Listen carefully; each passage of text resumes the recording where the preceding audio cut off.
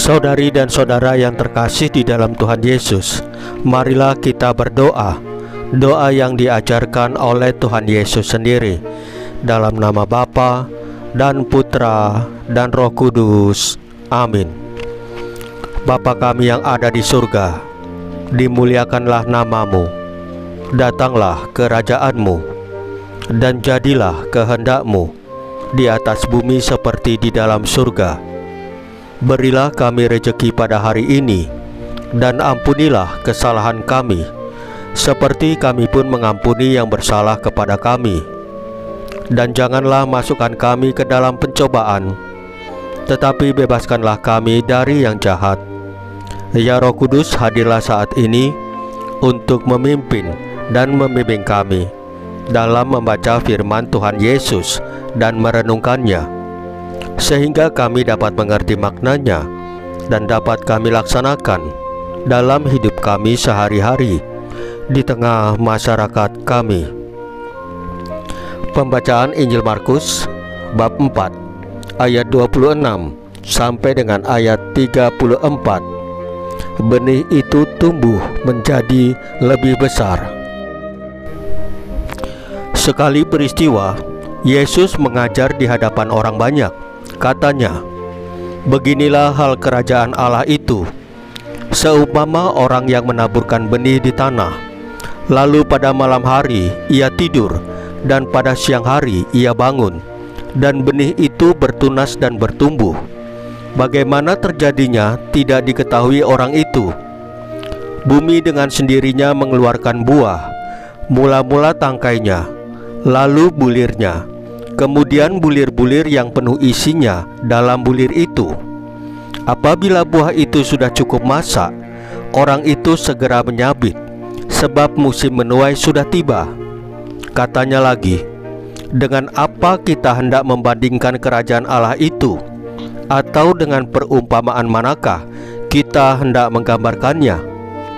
Kerajaan Allah itu seumpama biji sesawi ketika ditaburkan di tanah. Biji itu yang paling kecil dari segala jenis biji yang ada di bumi. Namun setelah ditaburkan, benih itu tumbuh dan menjadi lebih besar daripada segala sayuran yang lain, dan mengeluarkan cabang-cabang yang besar, sehingga burung-burung di udara dapat bersarang dalam naungannya.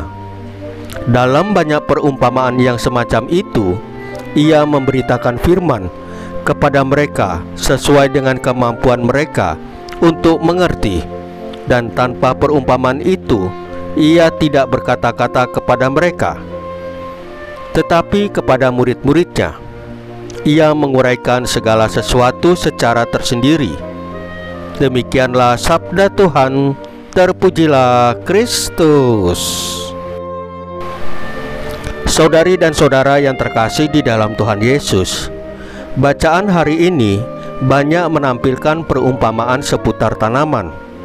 Bacaan Injil menyampaikan dua perumpamaan seputar benih, sementara Nabi Yehezkiel dalam bacaan pertama menyampaikan firman Tuhan yang berisi perumpamaan tentang pohon aras. Dalam ketiga perumpamaan tersebut ditekankan sebuah proses pertumbuhan yang pada akhirnya menghasilkan buah. Prosesnya sendiri tidak diketahui manusia, namun Allah memastikan bahwa dialah yang melakukannya. Tuhan Yesus di dalam pengajarannya memang seringkali menyampaikan perumpamaan tentang kerajaan Allah yang tampaknya berbeda satu dengan yang lain. Namun, yang perlu kita sadari bahwa semua perumpamaan itu saling melengkapi agar kita dapat memiliki gambaran yang mendekati utuh. Sayangnya, kemampuan kita untuk menerimanya masih jauh dari harapan. Padahal hidup abadi adalah tujuan akhir hidup kita. Perumpamaan-perumpamaan tersebut juga menampilkan bagaimana sesuatu yang kecil dan mudah dipakai Allah sebagai sarana yang mendatangkan keselamatan bagi segenap ciptaan. Pucuk pohon aras dan biji sesawi bertumbuh besar dan menjadi tempat bernaung berbagai jenis unggas. Sementara benih yang ditaburkan di tanah kemudian mengeluarkan bulir-bulir dan siap dipanen.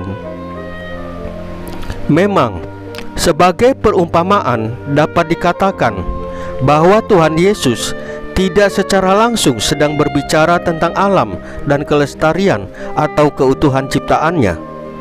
Ia sedang berbicara tentang kerajaan Allah.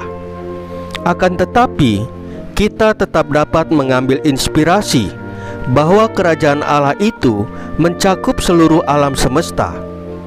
Allah merajai segala sesuatu, termasuk manusia yang merupakan salah satu ciptaannya, dan Ia merajai segala sesuatu dengan berbagai macam cara.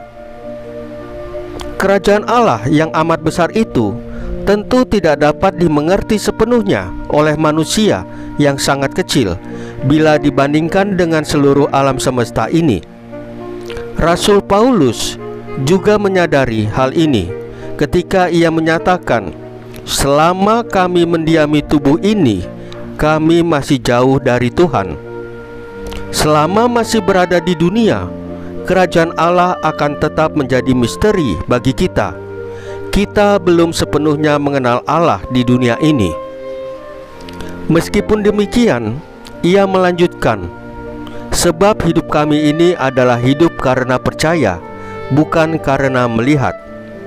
Rasul Paulus menunjukkan pula kenyataan hidup beriman, percaya meskipun tidak melihat.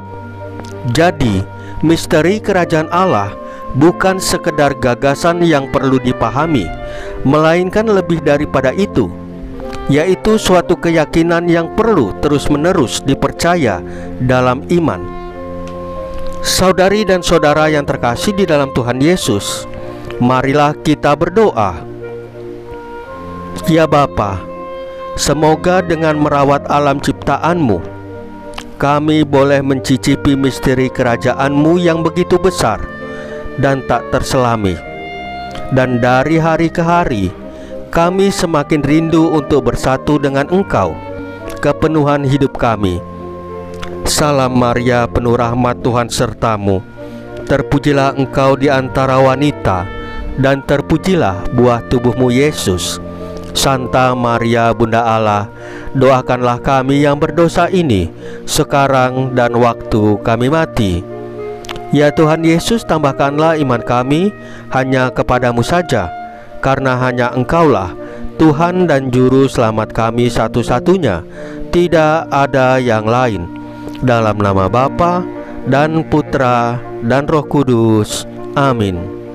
Saudari dan saudara yang terkasih di dalam Tuhan Yesus, bacaan firman dan renungan hari ini sudah selesai. Tuhan Yesus memberkati kita semua.